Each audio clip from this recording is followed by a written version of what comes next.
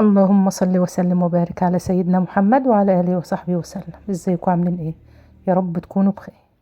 كل سنة وانتم طيبين. ربنا يجعلها كده ايام مباركة علينا وعليكم يا رب.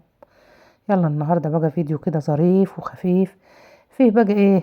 شفتوا من كل فيلم اغنية كده. هو يوم هناء النهاردة. إيه البنات الاتنين عند مامتهم. عارفين بقى ان انا مش عارفة نروح عند ماما. ربنا يهون بقى ايام العدة ديت وين بنروح بقى مكان ما انا عايزة انا رخرة ونسيبهم كده يتدبسوا زي ما دبسوني النهاردة.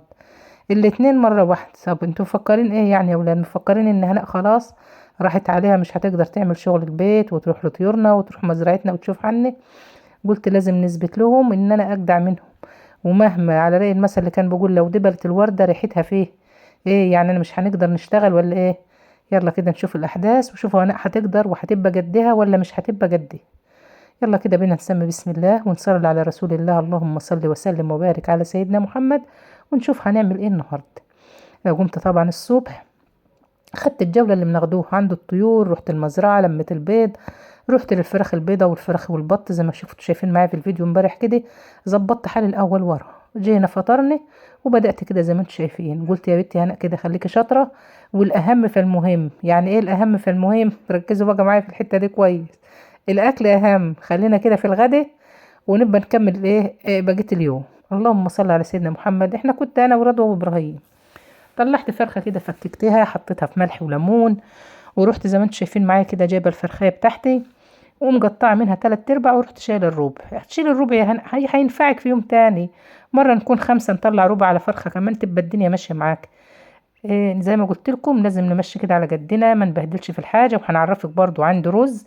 شوف هنعمل فيه ايه. هنعمل لك وجبة كده النهاردة بإذن الله من ما فيش. حطيت الفراخ في المية قطعت الصدر كده عشان يستوي معايا بسرعة.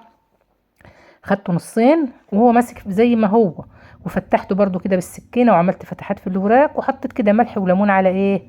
اللهم صل على سيدنا محمد. على الفراخ بتاعتي. على ما نقشر بصلاية فصين توم نشوف الحاجة اللي هنعملها على الفراخ. هتكون الفرخة كده بقت معايا 100 100. عايزة كده تشجعوا هناء بلايك وتعليق واشهدوا بقى شوفوا هناء جدها ولا مش جدها. والله العظيم بصوا انا مش هنحرج لكم بقى احداث الفيديو. اسمعوا الفيديو كده وشوفوا عملت النهارده اللي ما عملتش والحمد لله والشكر لله ربنا قدرني وبقيت جدي. احنا معايا بصلايه 3 فصوص كده من التوم. حط التوم كده على الخضار. اللهم صل على النبي. لو بتعملي فراخ او لحمه وحط فص توم بينجلها لك برضو في حته تانية. توم عامل اساسي. اللهم صل على النبي. كده هو قشرنا البصل وقشرنا التوم وهنبدا كده نعمل الوصفه بتاعتنا النهارده. هنعملها بطريقه جميله. يعني لو ما انتش عايزه تحمريها في الفرن كمان مش هتحمريها. حطيت كده معلقه سمنه. بدات كده اهوت. ليه السمنه يا هناء؟ تدي الفراخ صدمه وفي نفس الوقت تديها لون. لو مش عايزه تدخليها الفرن تاني مش هتدخليها. ليه؟ لانها هتتحمر معاك وهتاخد لون. اللهم صل على سيدنا محمد وعلى اله وصحبه وسلم. خلي السمنه كده معاكي تكدح وانزلي بالفراخ. انزلي كده بقطع الفراخ. اديها صدمه على الناحيتين الاتنين. صدمه وفي نفس الوقت لون. هتاخد لون معاكي. خلاص استكفيت على لونها كده. الفراخ اصلا بتبقى عايزه تبقى طريه فمش لو مش عايزه تدخلها الفرن ما تدخلهاش. هتعملي زي هنا كده يدوب 5 دقايق تحت الشوايه بتاعت فرن البوتاجاز.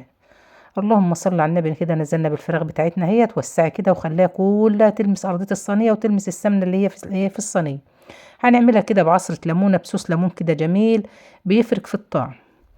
اللهم صل على النبي. كده خدت لون من الناحيه دي هنبدا نقلبها كده على الناحيه التانية. الفراخ كده يعني لو ثواني كده كمان تستوي معاكي. ليه؟ الفراخ البيضة كده كده ما بتاخدش تسوية. خدت اللون الجميل ده معانا. شوفوا بقى عشان انا مش ضارية على بتاع المسكة دي. عمالة نشيل من هنا تنزل هنا. اللهم صل على سيدنا محمد. كده ايه قلبنا الفراخ اهيت هتاخد لون كمان من اليمة التانية. وتبقى كده الفراخ خدت صدمة كده معانا ما شاء الله عليها. تخلي لك العصارة بتاعت الفراخ فيها تبقى طرية معاكي لما تستوي كده وتلاقيها طرية وعصارتها فيها والفراخ كده جوسي وجميل. معانا كده بصلية كبيرة هنبدأ نقطعها بقى زي ما انت عايزة تقطعيها. حلقات مكعبات زي ما تعملي. اللهم صل على النبي. قطعنا كده البصلية كلها ولو اصغر من كده عادي برضه. هنبدأ كده نفتح البصل بتاعنا. نزلي كده كل حلقاته كلها كده مع بعضها. هنقطع التوم ونقطع الطماطم قرن فلفل كده حامي على بارد. اعملي كده أكلة النهاردة مختلفة. الفراخ شكلي فيها. كل مرة كده اعملها بتتبيلة غير التانية. حتة الفلفل الحامي ديت بتخلي الفراخ في حتة تانية. انا مرضتش نكتر عشان عندنا ايه رضوى مش بتحب الحامي خالص. فحطيت كده قطعة صغيرة زي ما انتوا شايفين. الفلفل الاخضر بيزود القيمة الغذائية العالية وكمان بيديك طعم وريحة. طماطميتين كده على الايه، على الثلاث صدور، على الثلاث منابات اللي معانا دول، وقطعيهم كده وظبطي الطماطم، وغطي بقى كده ورش حبة توابل صغيرين، وغطي على الصينية بتاعتك دي وسيبيها تستوي كده منها فيها ما شاء الله عليه. هتحطي بطاطس زي ما هنحط، هنزود كوباية مية، مش هتحطي بطاطس خلاص هي هتستوي كده منها فيه.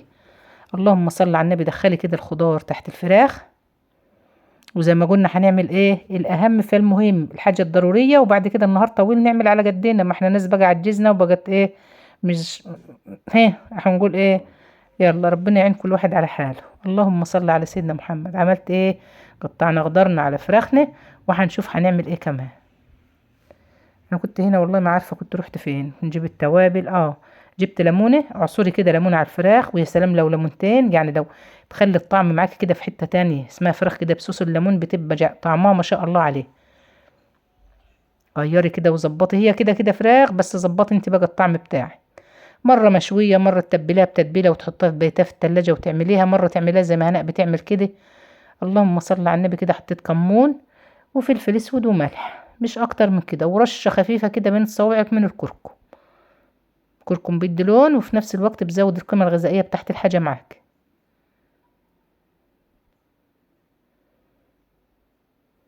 متنسوش اخواتنا بتوع فلسطين، دعولهم كده ربنا يرحم موتاهم ويشفي مرضاهم وينصرهم نصرة كده يا رب تتعجب لها أهل الأرض والسماء.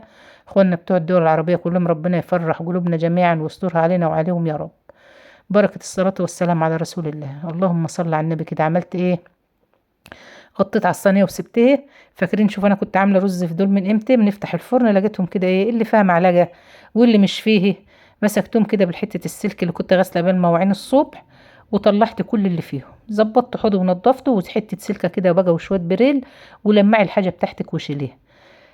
الألمونيا عايزة تتلمع كلها بتاعت بإذن الله قبل ما نجيب المطبخ. أنا والله العظيم يا جماعة المطبخ ده قلت لكم خلصان يمكن من قبل الحد ما يعمل العملية الأولى، والله ما ليا نفسي نجيبه خالص. فلقيت المهندس اللي عامله بقاله يومين بيتصل، قال لي والله ده كده يعني تعرف المكان والمعرض وكده. قلت له خلاص والله ربنا يسهل الحال، على الأسبوع الجاي كده ولا إيه، أسبوع كده ولا 10 أيام وهنقول لك هاته على طول. فوالله العظيم يا جماعة مالية نفس خالص، مش عارفة ليه الواحد نفسه مكفولة قفله. حتى والله قلت له لو تعرف تبيعه، قال لي يا مدام الحاجات ديت بتبقى بالمقاس، مقاس مطبخك غير مطبخ غيرك، ممكن الخامة اللي انت منجياه حد تاني مش هيسي. فقعدت والحمد لله والشكر لله، يعني ولاد اقنعوني وناس حبايبي برضه اقنعوني، وقالوا يا هناء ديت حاجة مش فرحة، وبعدين حاجة انت مش متفقة عليها بعد حالة الوفاة، ده انت يعني من قبل جوزك ما يتعب اساسا وانت متفقة فيها ودافعة فلوسها، فيبقى حرام عليك لو انت ايه ضريتي فيها الراجل ده اللي هو عامله. فقلت لهم والله يا جماعة مالية نفسي خالص. المهم يلا الحمد لله والشكر لله، ربنا كده يصبرنا جميعا. اللهم صل على النبي. غسلتهم كده ولمحتهم كلك البوله اللي كنت عامله فيها، وظبطت الدنيا، وقلت قبل ما نطلع من المطبخ لازم يبقى زي الفل. خلي بالكم البتاع ده حلوه قوي يا ولاد. انتوا عارفين والله الواحد كان بيهلك تنشب الفوطه وعصور الفوطه ونشر الفوطه والفوطه تريح. اهي كنت في الشهده كده لقيت ديت ب25 جنيه. فبنسأل الراجل قال لي ديت جزاز رخام سيراميك اي حاجه تشد الميه من عليها. رحت جايباها كده زي ما انتم شايفين وجبتها ب25، نعمل بها ونيجي معلقاها.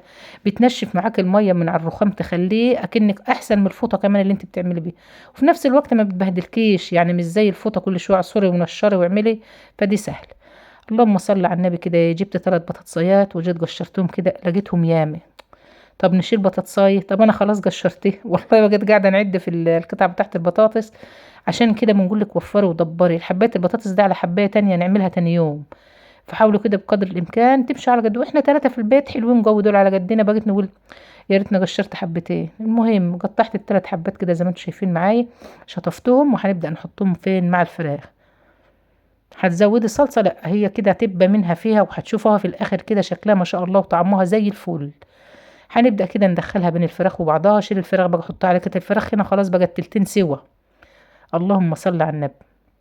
زي ما قلت لك لو هتحط بطاطس زودي كوبايه ميه بكوبايه الشاي، مش هتزودي الفراخ هتستوي منها فيه. هنبدأ كده نظبط وضوء الملح بتاعك، عايزه حبه ملح حطي، مش عايزه خلاص اتكلي على الله. اللهم صل على النبي. كده شايفين اللون والجمال، حاجه كده ما شاء الله عليه. هنغطي الصينيه بتاعتنا ونسيبها كده، وكمان شويه عجل بيها كمان تجليبه، ونبدأ كده نشوف هنكمل الفيديو بتاعنا النهارده ازاي. اللهم صل على النبي. طبعا الحاجات ديت مفيش حاجة بتثبت مكانها.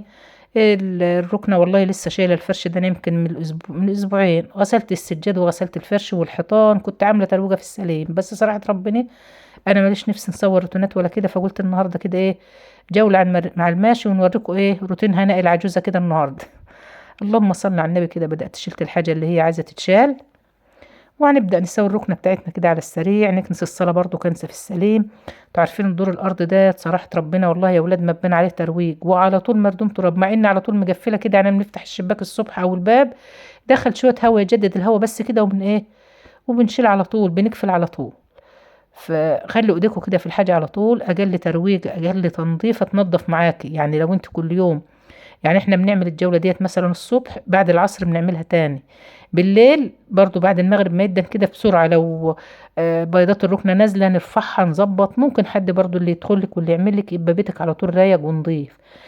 لما تبقى ايدك في الحاجة وتعملها كل شوية ما بتاخدش معاك ترويج كتير. يعني هي في ثواني هي كان الواحد مسكها نفضها وكنسها وظبط الدنيا. والبيضات دي بتحمل ركنة كتير بإذن الله، ربنا يسهل الحال.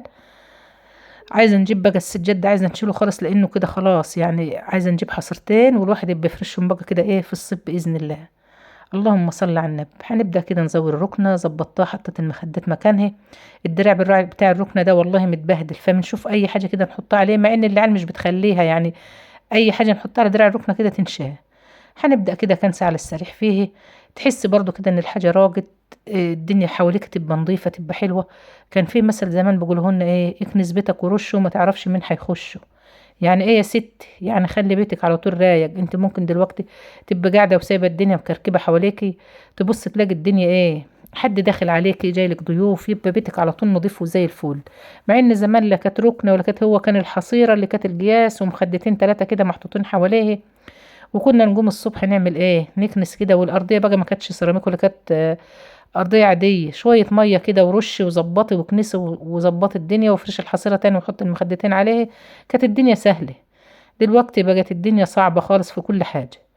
ظبطنا كده الركنه وسويناها وكنسنا الصلاه وخليناها زي الفل، ولا هنمسح ولا هنعمل حاجه، لان بقولك والله كنت غاسله السجاد والحيطان وكله، كنت مروجه الدنيا. كنت نشر غسيل البارح وقلت هنطلع نلمه وننشر الغسيل، وحبيت ناخد لكم الجولة الجميلة ديت. ان عارفين احنا كنا الساعة كام كده، كانت الساعة حوالي 1:30. الدنيا برضو النهاردة الجو النهاردة وامبارح غير اليومين اللي فاتوا. اليومين اللي فاتوا كانت الشمس ساطعة كده وتلاقي الجو شمس والدنيا مدفية. النهاردة كده حاسة ان الجو متغير، ربنا يسترها بقى كده زي ما انتم شايفين. الناس طبعا كل اللي في الغيطان كل واحد بيشوف حاله، بيشوف ارضه، بيشوف زرعه.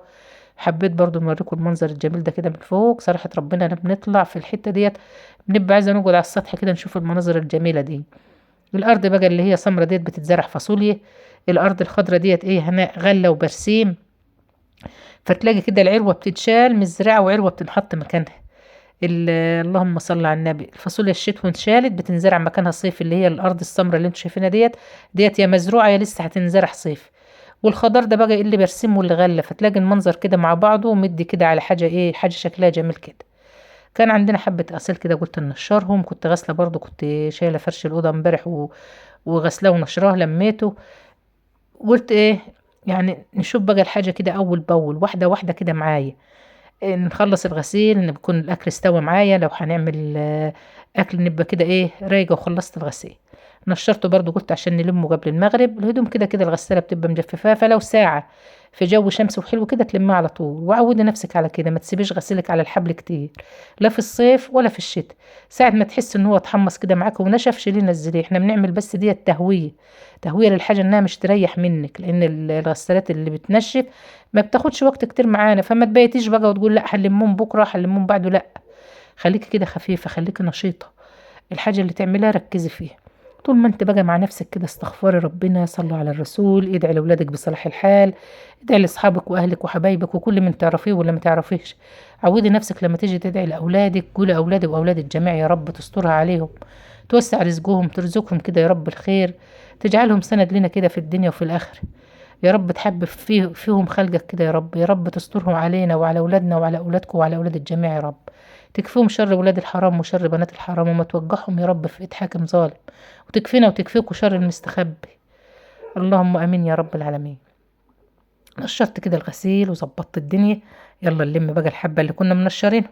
ما انت طالعة هتنشري وهتلمي واحدة واحدة كده. دول من امبارح همت كنت منشرهم، كنا قبل المغرب بحاجة بسيطة، فقلت لا ياخدوا طصة شمس كده الصبح ونشيلهم، ملايات ودفايات. والله واحنا بننشرهم كنت نشر غسيل برضو بنلمه. فالحاجة بالخف كويسة، خليك على طول عندك حبة غسيل حطهم في الغسالة. على ما تروجي المطبخ، على ما تعملي حاجة هتكون الغسالة خدت دورة عليهم ونظفتهم وخلتهم زي الفل. ما تكببيش والتنكة قاعدة لآخر الأسبوع تقولي هنغسل مرة واحدة آخر الأسبوع، هتتعبي. هتبقى الغسيل عندك كتير، هتنشري كتير وهتلم كتير، وممكن الحبال بتاعتك ديت ما تاخدش الغسيل. فخليها واحدة واحدة كده معاك أول بأول. أنا شلت الملايات النهاردة والدفايات غسلتها. جيت بكرة مثلا هنشيل البيضات ونشيل الستاير بتاعت الصالة نحطها دور. اللهم صل على سيدنا محمد. عندك حبة غسيل الأبيض لوحده والألوان لوحده كده بسرعة وحطيهم. هتحسي كده، مش هتحسي بالغسيل ولا هتحسي إن أنت هتتعبي. نشري الشوية دول ولم الشوية دول ساعة، وطلعي لم دول ونشري دول، هتلاقي نهارك فايت زي الفل بالصلاة والسلام على رسول الله. كده لمينا غسلنا وظبطنا حالنا. كده نرجع بقى نشوف هنكمل الفيديو بتاعنا النهاردة ازاي. شايفين بقى المنظر والخضرة والشجر والشمس كده عمالة تفتح وتغمض، تحس كده ان في نور بيتجاد ويطفي وانت ايه، وانت واقفة كده.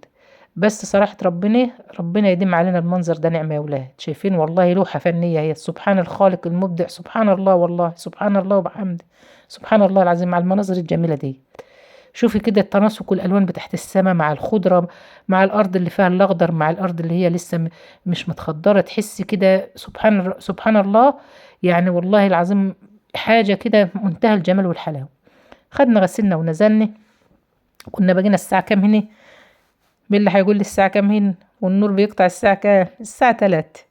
3 ونص كده كنت نزلت الغسيل طبقت وعملت. قطع البطاطس استوت وطفيت عليه. هنبدأ كده ايه ندخلها تحت الشواية تاخد لون بسيط. اللهم صل على النبي. وده رز معمر اهو، فاكرين الرز المعمر اللي كنت عاملاه لسه باقي منه. طب انا حرام عليا لو رميته وعملت غيره. طب هنعمل فيه ايه؟ هنسخنه بطريقة تخليه معاكي زي اللي انت لسه عاملاه دلوقتي اهو. هنقلب بس كده الفراخ، هنشيل صوص من اللي هي صرداه كده حطها على وش الفراخ تتحمر معاكي وتلمع وتاخد لون ما شاء الله عليه من غير اي حاجه اهو. من الصوص بتاعها كده وايه تسكسجها بفرشه، يا تشيلي بالمعلقه كده وحط عليه كده، تديها لمعه تديها شكل كده وجمال ما شاء الله عليه غير الطعم. نرجع بقى للرز بتاعنا. هنولع عين البوتاجاز ونهديها كده زي ما انت شايفه معايا. هنضيف عليها كمان اضافتين. هنضيف ايه يا ولاد؟ هنضيف معلقه سمنه، وهنضيف نص كوبايه او ربع كوبايه من الميه حسب الرز اللي عندك. الميه يا هناء طب جربي كده وحطي شويه ميه. عندك لبن حطي. انا عندي لبن بس انا هنضيف ميه. الميه هتحمي الصينيه معاك. هتطر حبايه الرز. شايفين انا حطيت حوالي 4 5 معالق على الكميه اللي انت شايفينها معايا. وقلبي الرز مع السمنه مع شويه الميه، وغطي بغطا حله وسيبيه. هتسيبيه قد ايه؟ هتسيبيه حوالي ربع ساعه.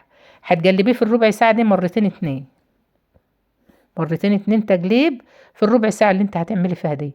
هتاخدي شوية رز معمر تقولي انت لسه مطلعاهم بالفرن سخنين طازة. ازاي يا هناء؟ طب والله جربهم وقولي رأيكم في التسخينة بتاعت هناء دي.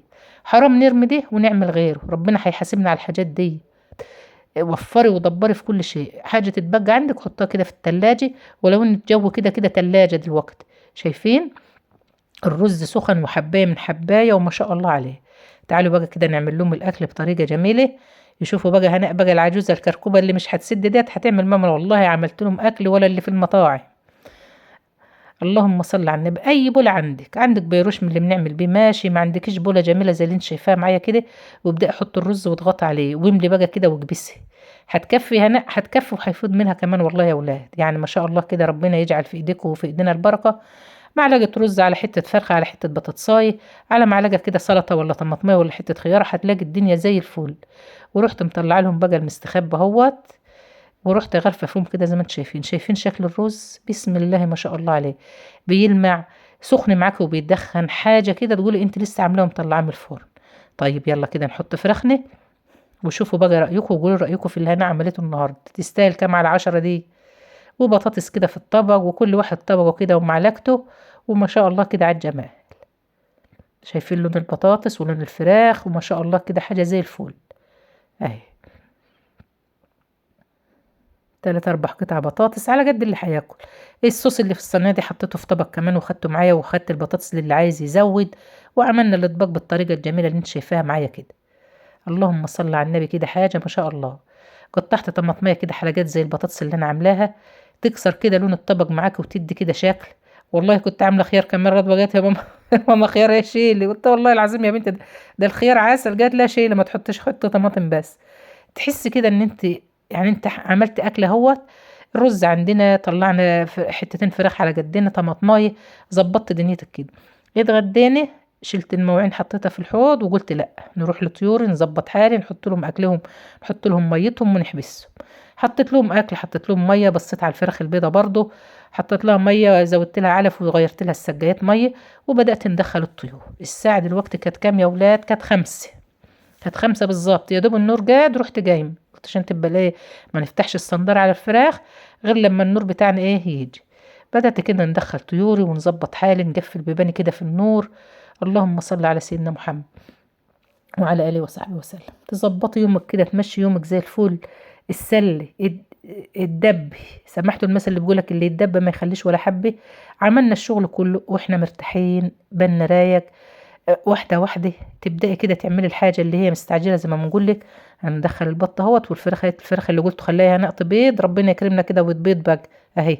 سايبه الشويه دول والديك اللي معاهم دول، وبنطلقهم برضو كده فين، في النهار شويه ياكلوا عود خضره، ياكلوا حاجه عشان يبيضوا معايا بسرعه. بس هم ما شاء الله انا شايفه عرفهم بدأ يعرف اهوت، يعني باذن الله كده ايه، ربنا يكرمنا فيهم كده وايه ويرزقنا منهم باذن الله. البيض البلدي برضو ما يتعوضش، يعني احنا عندنا بيض المزرعه، بس بيض البلدي برضو بيبقى حاجه تانية. اللهم صل على النبي. خلصت حبست فراخي، رحت بقى فين، على المزرعة. عملت ايه، قلبت العلف للفراخ. يعني بصوا عايزة نوصل لكم الصورة ان ربنا هيديك الصحة والعافية لو انت حطيت دماغك في الحاجة وعملت ايه. قلبت العلف، ظبطت حالي، كان بيضة كده لميتهم. أه، تبقى انت كده خلاص المغرب هيدن عليك وكل حاجتك رايك، روحي بقى كده صلي فرض ربنا، اجري شويه كده في المصحف، ابدأي ظبطي حالك كده. لو عندك حاجه في البيت عايزه تنعمل، روقت المطبخ، هتشوفوا بقى دلوقتي. بصوا خليت الدنيا والشقة على سنجة 10، والطيور وكل حاجة ظبطتها وهيصتها النهاردة، عشان يعرفوا الفرق بين هناء وبين العيال اللي مغلبيني دول. يلا اللهم صل على النبي كده زي ما انتم شايفين اهو. يلا بقى كده من نروح، شوف موعدنا ونشوف مطبخنا، وعودي نفسك على كده. اديته وخلصتي، امسكي مطبخك روجيه وخليه زي الفل. اوعي تسيبي المواعين وتقولي خليها لبكره هنغسلها بكره، ولا هنمسح المطبخ الصبح، لا. اول باول خدي اليوم معاكي كده، سيبي رزق بكره على بكره، هتقوم هيبقى عندك نفس الشغل، نفس الحاجه اللي انت بتعمليها ديت هتعمليها بكره. تبقى انت كده ايه، ماشيه نفسك يوم بيوم. اللهم صل على النبي. ربنا كده يبارك لنا ويبارك لكم ويرزقكم الخير يا رب كلكم جميعا اخواتي وحبايبي، ويرزقكم الخير كده يا رب دايما، ويرزقنا كلنا كده باذن الله. اللهم صل على النبي. ال- الشغل يا جماعه ما بيتعبش، اللي بيتعب راح قله، يعني قلة راحة البال. اللهم صل على النبي. اما تبقى قاعدة مش مرتاحة مش مستقرة، تبص تلاقي نفسيتك تعبانة، لكن طول ما البال رايق ربنا يكرمك وتعملي كل حاجة. انا غسلت المواعين، اللهم صل على النبي، مسحت السيراميك وخليته زي ما انتم شايفين زي الفل، مسحت البوتاجاز، رصيت الحلل وكل حاجه مكانها هي، على ما ربنا يسهل بقى نجيب دولاب المطبخ بتاعنا. دي المخللات الزيتون والحاجات اللي كنت عاملاها فتحت عليها بقى كمان وكلنا منها، وظبطت رخام وحوض ورصيت اطباق وخليت الدنيا زي الفل. يا رب الفيديو بتاع حناء النهارده يكون عجبكم، وتقولوا رايكم برضو فيه، استفدتوا منه حاجة، نعمل لكم فيديوهات ذاتية ولا ما استفدتوش. ربنا كده يديمكم نعمة في حياتي. شوفوا وشكم كده على خير الفيديو الجاي، خلوا بالكم من التنظيف، شوفوهم مش سايبالكم حتى في المطبخ الا لما انا جايباهم. شوفوا وشكم كده على خير الفيديو الجاي، والسلام عليكم ورحمة الله وبركاته.